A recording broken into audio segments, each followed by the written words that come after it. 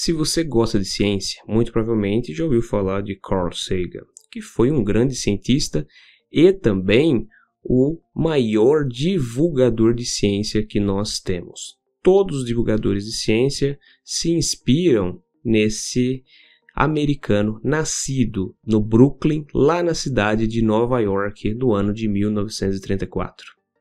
Ele começou a gostar de ciência quando os pais dele levaram, em 1939, ele à Feira Mundial, ou seja, onde ele pôde observar diversas maquetes e dioramas que tentavam representar como seria o mundo no futuro. E isso então fez com que ele tivesse o interesse de estudar ciência e, obviamente, tecnologia.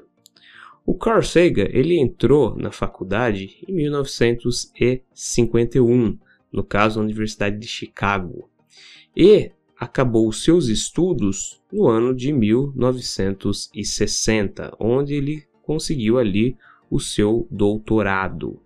Basicamente, ele trabalhou com grandes lendas da ciência, como por exemplo o Urey, que é um dos responsáveis pela pesquisa lá do Stanley Miller, onde foi possível gerar os coacervados. E dessa forma, então, ele adquiriu um interesse muito grande em torno do universo e também do surgimento da vida. Devido também à sua capacidade e o seu interesse pelas artes, ele desenvolveu uma eloquência muito grande, o que possibilitou, dessa forma, ele escrever livros e também ser apresentador do seu próprio programa, que no caso era baseado em um livro muito importante, no caso o livro Cosmos, sendo que o seu programa de televisão tinha também o nome Cosmos. E ali então, nesse escopo de divulgação científica, fez com que o Carl Sagan se tornasse o maior expoente. É impossível hoje um divulgador de ciências não tomar por base o Carl Sagan. E como eu disse, ele ganhou um interesse muito grande em relação ao estudo da vida no universo.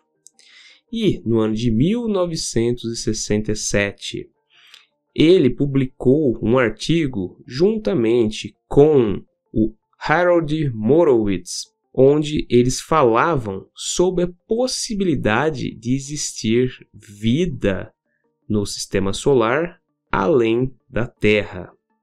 E no caso, nesse texto que foi publicado na revista Nature, eles discutiam a possibilidade de que Vênus pudesse surgir ali algumas bactérias que conseguissem sobreviver ao ambiente extremamente ácido daquele planeta, em especial nas suas nuvens, que se encontravam entre 50 a 60 quilômetros de altura. E lá, naquela região, o mais interessante acontece. Por quê? Porque ali a temperatura, por incrível que pareça, fica entre os 40 e os menos 70 graus Celsius, o que é muito próximo da temperatura aqui na Terra. Onde você tem essas temperaturas, ainda existe vida. Sendo assim, a possibilidade seria de que existissem ali nas nuvens os chamados extremófilos, sendo que um dos exemplos de extremófilos seriam bactérias e até mesmo os tartígrados, ou seja, seres vivos que conseguem sobreviver em ambientes que possuem muita pressão, temperatura extremamente alta e ambiente muito ácido. E como nós sabemos disso? Nós sabemos disso porque já foram encontrados seres vivos, bactérias no caso, em ambientes vulcânicos, ou seja, em crateras vulcânicas onde existe água acumulada. Ali você tem uma temperatura bastante alta, passando até mesmo de 100 graus Celsius, e também uma grande quantidade de compostos ácidos, compostos esses ricos em enxofre. E também nós temos essas substâncias, como por exemplo ácido sulfúrico, nas nuvens de Vênus. Ou seja, se algumas bactérias e até mesmo tartígrados conseguem viver aqui na Terra em um ambiente bastante aquecido e na presença de ácido, talvez em gotículas lá nas nuvens de Vênus, também esses seres poderiam ter surgido. E o mais interessante, nessa região também existe muito dióxido de carbono, que é o quê? É o gás carbônico, que seria fonte de carbono caso o tipo de vida que surgisse lá fosse semelhante a uma planta. Então, dessa forma, existe um ambiente bastante propício para que surgisse vida. Mas o grande problema envolvendo Vênus é que ele tem ali na sua superfície uma temperatura muito alta, que é superior a 400 graus Celsius, o que já poderia por si só estragar os equipamentos que fossem mandados para lá. Ele também tem uma pressão atmosférica muito grande e a sua gravidade também atrapalha os equipamentos de funcionar. Sendo assim, equipamentos são mandados para lá, duram muito pouco tempo, se é que não são destruídos ao passar pela atmosfera. Uma vez que a gente já está discutindo que lá é rica em quê? Em ácido e, consequentemente, a temperatura, juntamente com os ácidos, faria com que os equipamentos acabassem sendo destruídos antes mesmo de chegar ao solo. Então, o problema para fazer um estudo mais aprofundado em Vênus é que ele é um planeta de muitos extremos. Ele é bastante complicado de ser analisado. Consequentemente, então, essa ideia que o Sagan e o Morowitz eles tiveram ficou perdida por um bom tempo, ficou esquecida, sendo que outros planetas começaram a ser estudados. A busca pelos exoplanetas também foi mais incentivada. Hoje, nós temos um interesse maior em analisar Marte para ver se lá, pelo menos, já existiu vida. Então, Vênus acabou sendo deixado um pouco de lado. Só que, em 2020, um artigo foi publicado e reacendeu uma possibilidade desse trabalho lá do Sagan e do Morowitz estar correto. Então, depois de 60 anos, essa ideia foi ressuscitada. Por que isso? Porque com a utilização de, no caso, telescópios, tanto no Chile quanto no Havaí, foi possível fazer um estudo aprofundado da camada de gases que envolve Vênus. E exatamente na região entre 50 a 70 quilômetros da superfície, foi observada a presença de um gás muito especial. Esse gás é a fosfina, ou seja, o pH3, que é uma substância bastante similar à amônia, que nesse caso seria NH3. Sendo assim, a grande questão era: como que essa fosfina está presente naquela região da atmosfera se exclusivamente ela é produzida por seres vivos? E dessa forma, então, essa substância que se encontra nessa região da atmosfera não faz sentido estar lá, porque o fósforo ele tem que se apresentar na forma mineral. E o que mais é interessante é que a fosfina ela não funciona muito bem em ambientes ácidos, sendo que teria que ser alguma coisa muito diferente sendo produzida, por exemplo, no solo, para que fosse gerada a fosfina em um ambiente tão ácido quanto é o ambiente de Vênus. Em outras palavras, teria que ser algo extremamente exótico acontecendo em Vênus para que essa fosfina se concentrasse na atmosfera. E aí que surge a questão: como essa fosfina foi parar na atmosfera, se a gente sabe que é muito complicado existir vida lá em Vênus? Infelizmente, essa é uma pergunta que vai ficar ainda vagando aqui no ambiente científico, porque não é fácil responder. Por mais que a gente tenha equipamentos para analisar a atmosfera, ainda conseguir adentrar Vênus e manter equipamentos funcionando por lá por muito tempo é algo bastante difícil. Os poucos equipamentos que a gente tem que conseguiram chegar na superfície de Vênus duraram muito pouco tempo. E na maioria das vezes é necessário que os equipamentos entrem, sobrevivam e consigam funcionar por bastante tempo, uma vez que eles vão ter que coletar dados. E não quer dizer que caiu numa determinada região, ali você já consegue pegar os detritos e fazer as análises. Na realidade, os equipamentos precisam cair em locais muito específicos, por isso que os equipamentos que estão em Marte, eles funcionam como um pequeno tratorzinho. Eles vão se deslocando até locais onde provavelmente tenha detritos, rochas que eles podem fazer análises. Sendo assim, no caso de Vênus, não é diferente.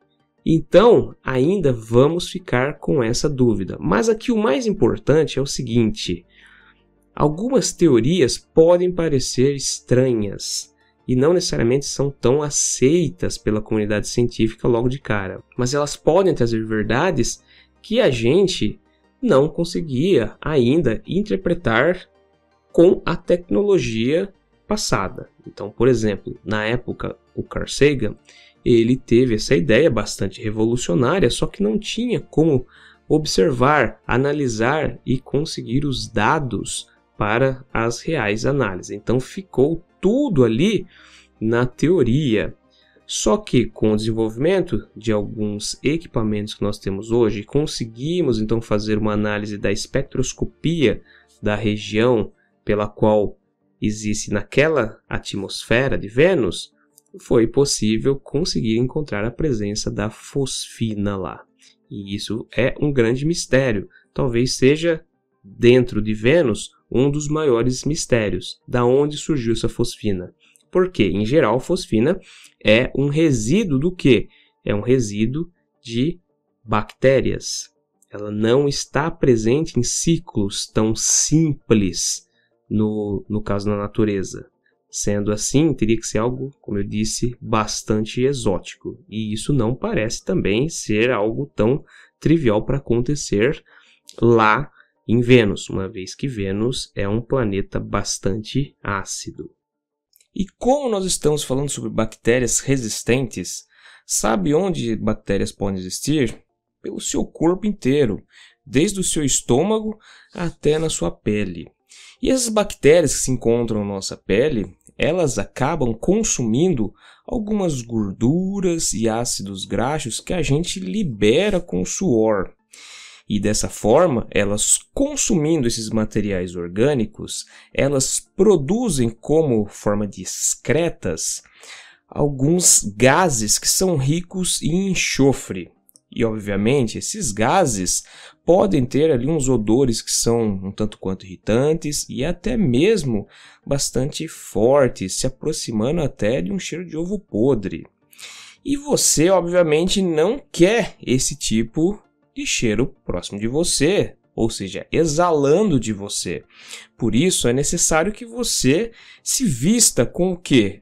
Com algum material que possibilite uma transpiração e uma troca de gases com o ambiente. Por que isso? Porque toda a água que a gente libera com o suor, ela precisa evaporar. Ela não pode ficar impregnada na nossa camisa. E é aí que entra as camisas da Insider. Por exemplo, essa Tech T-shirt aqui. Ela tem um tecido chamado de tecido modal. Esse tecido, ele é feito do quê? Ele é feito do material da celulose. Aquele mesmo material que se encontra, por exemplo, na casca das árvores, na madeira das árvores. Diferente do algodão, que é uma fibra também de origem vegetal, mas que, diferentemente desse tipo de tecido mais tecnológico, ele acaba absorvendo muito mais água. Então o tecido acaba ficando molhado por muito mais tempo. E qual que é o problema? O grande problema é que quanto mais úmido o tecido fica, mais possibilidade de desenvolvimento dessas bactérias que liberam esses odores. Então, os tecidos conhecidos como tecidos à base de algodão, seja o comum ou agora o que eles inventaram, que se chama de tecido de algodão premium, no caso, eles acabam segurando 50% mais água no tecido do que as camisas da Insider, que utilizam, no caso, esse material que é rico, no caso, de tecido modal e que também possui elastano. Então, aqui você tem uma maior possibilidade de troca de gases. Com essa troca de gases, ou seja, com a evaporação da água, essas bactérias elas acabam desidratando.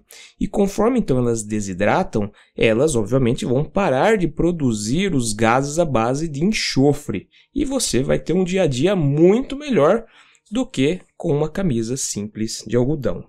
E a Insider ainda está dando um presente para todo mundo, porque esse aqui é o mês dos clientes e então até dia 22 comemora-se a semana dos clientes e você vai obter vários descontos lá no site.